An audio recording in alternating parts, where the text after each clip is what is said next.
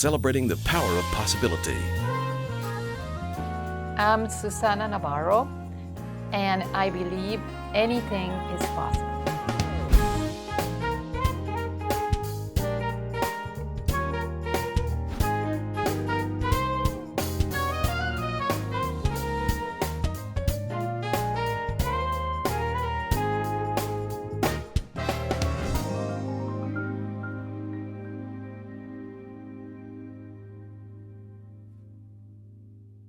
I'm Halloran Hilton Hill, and this is Anything is Possible.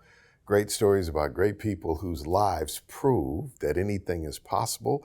This is Dr. Susana Navarro. Welcome to the broadcast. Thank you so much. I am so happy to be here. I'm so excited to meet you. And I'm going to tell you why I'm so excited to meet you, because I've heard about you. I've heard a lot about you. I think I met you once before. And when I was looking at all that you've accomplished in your life, it's pretty amazing. Thank you. Does it amaze you as well? Certainly amazing. Take me back to the beginning of your story. Did you imagine that you would build such an incredible, like it's one of the largest woman-owned engineering firms in the country, well respected. Did you imagine this? Absolutely not. Since I was a little girl, I was very dedicated, very focused, but I Where'd always... you grow up? In Mexico City. I grew up in Mexico City, and I think the importance of the role models that you have.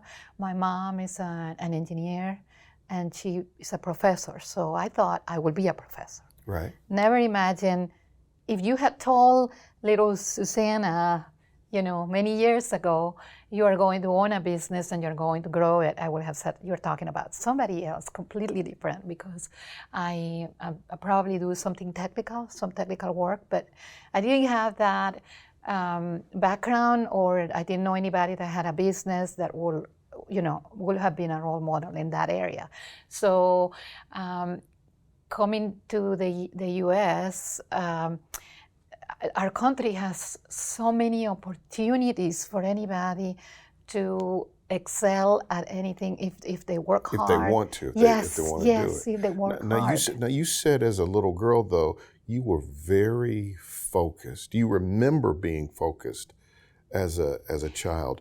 Was it a function of you wanted to live up to the expectations of your parents, or was it just your curiosity? Yeah, and you liked the way it felt to be excellent?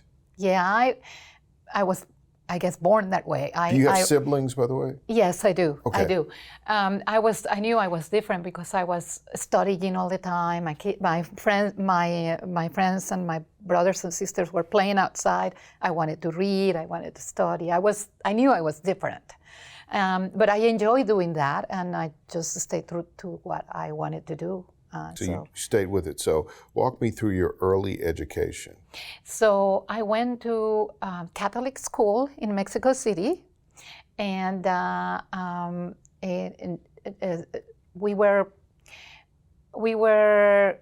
my mom, we didn't have a lot of money or a lot of resources when we were growing up. But my mom valued education very highly, so the little we had, she invested in private schools for 5 kids. Wow. So we will go to a private school, a Catholic school, and there were a lot of other kids that were much well off than we were, but we really benefited from that attention to importance and priority that she gave to education. So you go through the Catholic school system in Mexico City.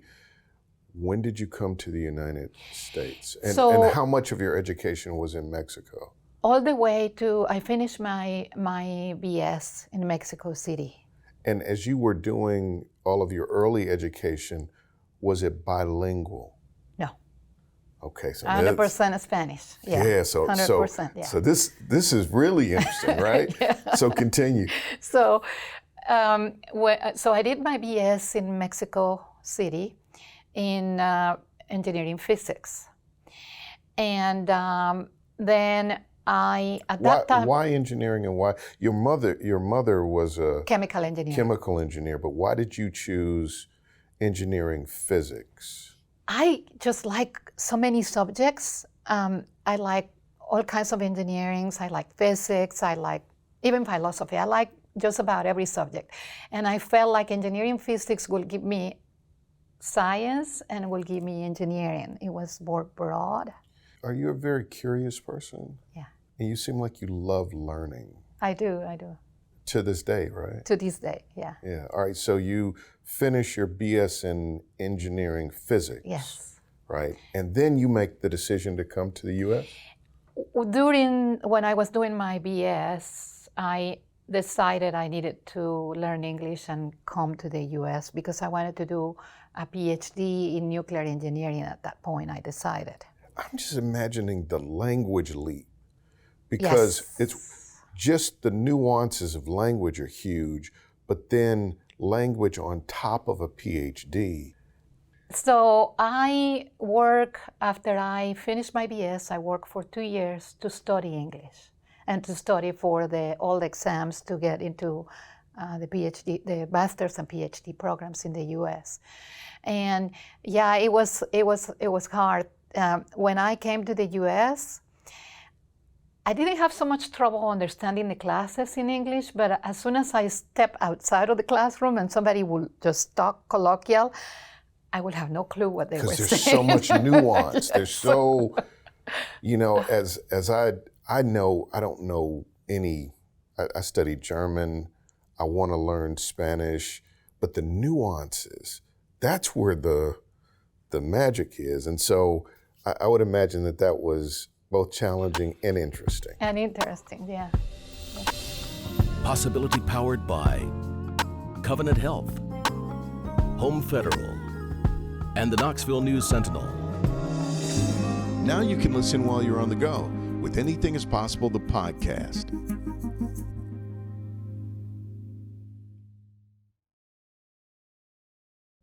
But you don't come just to the United States to pursue this PhD. You end up at one of the most prestigious schools in America, which means you must have been a heck of a student. Yeah, I work really hard. Let's just say that. I like the way you said that. Yeah, I was very fortunate. I applied to several schools. I was admitted in some, but they didn't give me the scholarship. I needed money. I needed a scholarship. I could not just admission. Right. Like MIT admitted me, but they didn't give me scholarship. So. So you got into MIT. MIT, Berkeley, UCLA. Wow. And RPI. Wow. And Berkeley, UCLA, and RPI gave me money to come. And I selected RPI.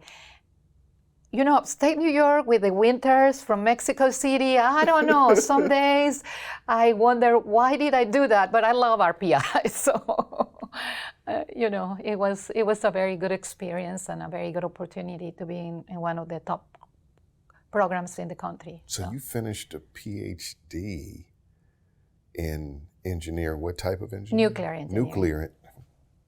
Nuclear engineering. That's you. And my dad probably would have said it this way: "You're a smart cookie." That's what he was. So, what were you going to do with that? My plan, since I thought when I was younger, was to be a professor at that point. So I applied to become a professor. And I was accepted to be a tenure track at Madison, Wisconsin, the University of Madison, Wisconsin. But at that time, I had already married, and there were no 2 jobs in Madison, Wisconsin. So I had to compromise and came to Oak Ridge National Lab. That's how I ended up here. And so I worked at Oak Ridge National Lab before starting the company. And boy, did you start a company, right? I think when I was looking at some of the information, you have a company that has $180 million in revenue. You've got offices all over the country. What? It's one thing to work at the lab. It's another to launch a company. It's another to scale like this. What happened? How did that happen? Well, of course, it started with 2 people and no revenue, but early on, even though I love to do technical work so much and I wanted to do research, I surprised myself on saying, I want to focus 100% on growing the company. And so I dedicated, and when I focus on something, I'm very focused, intense, driven, very driven. So I didn't have any training in business at all, 0. It was all technical training. So and government contracting, you really need, there are so many rules that you have to follow all of them. You have to make sure that you are always compliant. So I learned all that on the go. But it seems like that fits your personality. Like, you follow the rules, you solve the problem, you show up, you make good grades. So that attention to detail. But also, we need people in the world for whom attention to detail is a delight. It seems like you're delighted to be that way. Yeah, absolutely. Like it's the full expression of who you are. You like being that way. Absolutely. And I like also building something. I started when we started, it was mainly a nuclear criticality safety company. Right. And early on, I had to make a decision. Do I stay very niche, highly nuclear services company, or do I broaden the services to start building a large company? Early on, I decided, no, I want to build something that will be different, that will be less focused on how much profit I make and more focused on, do I make a difference? Am I doing a good service to my clients? Am I making it more efficient? Am I making a difference? So I decided to methodically increase the amount of services to logical things that were not a big leap, like from nuclear criticality to safety, from safety to environmental, and then from environmental jump into cleanup and environmental remediation and cleanup of nuclear waste and nuclear contamination. So broaden the capabilities of the company significantly over the years, very methodically and well thought through. Did you run into any challenges being a female entrepreneur in that space? At the very beginning, maybe a little bit. I did have one meeting one time, and I came by myself to the meeting, and there were 2 men, and they say, "Is your husband coming?" No, I'm making the decision. But I think my personality is such that people know pretty quick. Yeah. She's the boss. Pretty quick, right? So when you think about, coming from Mexico and here, you were mentioning early on that America is a place of vast opportunity, and you were building on that. Let's go back to that. I can't express how much gratitude I have for this country and all the opportunities that are afforded to us, because I don't believe that if I had stayed in Mexico, I would have been able to build what I built here. The opportunity, if you for all the kids that are driven, if you really have a dream, if you really have something that you want to accomplish, you can here. There is the opportunity if you just learn about what you love, learn about what you want to do, and then focus on it and work hard and keep your faith. It's always, I believe that it's hard work, but also I believe the hand of God is there to help us too. Talk about your faith. So, I notice you have your cross, and talk about your faith. Do you? Yeah. I'm Catholic. Yeah. Been all my life. Very religious person and strong faith, and I believe that the energy, I'm full of energy, but I believe a lot of that is coming from my faith too.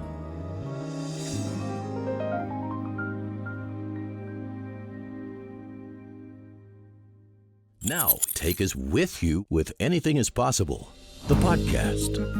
Stream new episodes weekly wherever you get your podcasts. It's interesting, this thing we call faith. In the world of quantum physics, they're really trying to figure out, is there some type of physical connection? Is there a thing? Because we do get energy from faith. And I don't know what it is. I don't know if it's a vibration, I don't know what it is.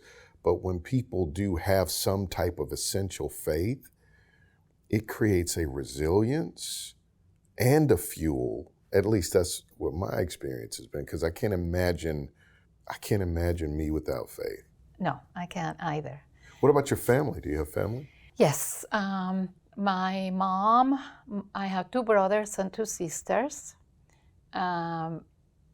mainly engineers and doctors. And the only one that's in social science is the brother, not the sister, but the brother. Yeah. You have children? Yeah.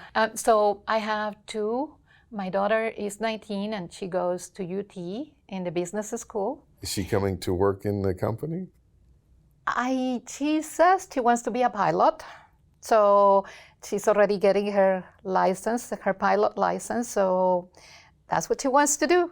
And then my son is a nuclear engineer too, from RPI too. So wow, you got to be really proud. Oh yeah. So I brought my son to the company to start working, and then I rotated him in different projects across the country. But then he decided that he wanted to make it on his own first. He wanted to go. Sounds like his mom. Make it on his own, and then come back. So he's right now working at Y12 as a criticality engineer. What have you learned? If there's a person watching today, the name of the show is Anything is Possible. What's your secret sauce? Believe in yourself and set your goals and work hard to achieve them. Focus on them. And don't be afraid. How many hours a day do you work? Are you? All the time.